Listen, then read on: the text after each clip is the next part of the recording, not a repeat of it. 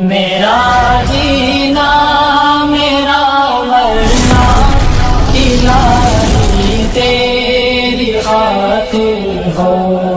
پوچھ رہے ہیں مرحوم کے لیے سورہ ملک پڑھنا ضروری ہے کیا؟ وہ میں نے سنا ہے کہ 40 دن یا 40 مرتبہ وہ پورا گھر میں ٹینشن.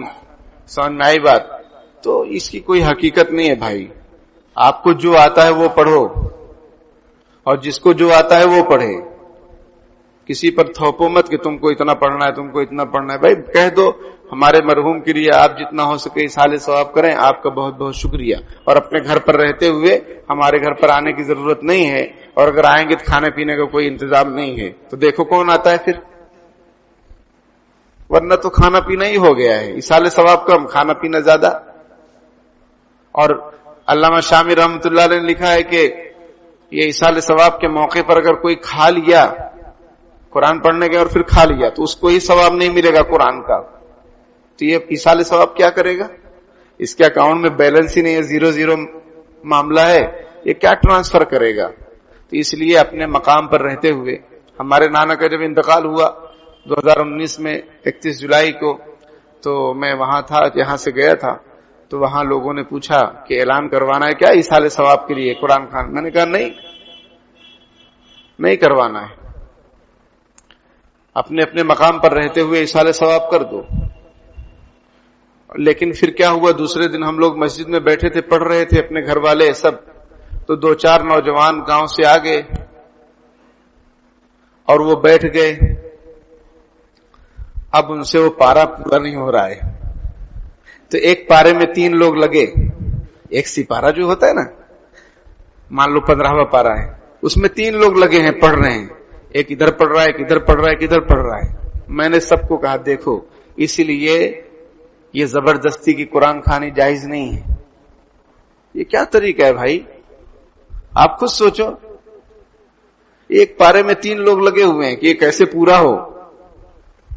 تو جو کچھ آتا ہو پڑھو. اجتماعیت کی ضرورت نہیں ہے، کھانے پینے کی ضرورت نہیں ہے. ورنہ پھر یہ ہوتا ہے کہ بھائی کس کی طرف سے ہے کھانا کل. اب وہ مرحوم کے گھر والے کہتے ہیں بھائی ہمارے پاس پیسہ نہیں ہے. یہ اسماعیل پورہ کا واقعہ ہے، ٹھیک ہے، آدمی نے مجھے خود آ کر بتایا، اور اس نے کہا کہ آپ اس کو بیان کیجیے. اللہ کا شکر ہے موقع آ گیا، اس نے سنیے. اس نے کہا کہ کسی کا انتقال ہوا، اب اس کے گھر والوں کا سارا پیسہ وغیرہ سب علاج میں چلا گیا. اب وہ رشتہ دار پوچھ رہے ہیں کہ بھائی کیا رکھیں گے، دعوت کب؟ وہ لوگ کہہ رہے ہیں بھائی ہم سے دعوت نہیں ہو سکے گی. تو کوئی رشتہ دار کہتا ہے میری طرف سے رہے گا. ارے بھائی تیری طرف سے جب وہ بیمار تھا تب تو نے اس کی کوئی خیر خبر نہیں کی، کچھ پیسہ تحفہ ہدیہ نہیں دیا کہ وہ اچھے سے علاج کرا لیتا. اب کھانے میں اور شہرت میں اور لوگوں کو دکھانے کے لیے کہ دیکھو فلانے کی طرف سے تولا اور بریانی آ رہی ہے، یہ ہے وہ ہے، یہ سب ڈھونگ دھتورے ہیں. اس کی کوئی حقیقت نہیں ہے، رسوم رواج ہے. اس کو بند کرنا چاہیے. نہ کھانا چاہیے، نہ کھلانا چاہیے، نہ جانا چاہیے، نہ بلانا چاہیے. یاد رکھو اس کو. نہ کھانا چاہیے، نہ کھلانا چاہیے، نہ جانا چاہیے، نہ بلانا چاہیے. بلکہ کہہ دو رشتہ داروں سے جو موجود ہیں ان کا انتظام کر دو، کھلا پلا دو.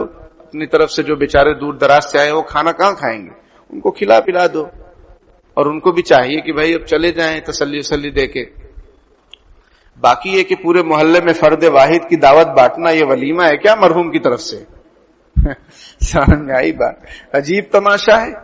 تو یہ سب رسوم و رواج ختم ہونا چاہیے.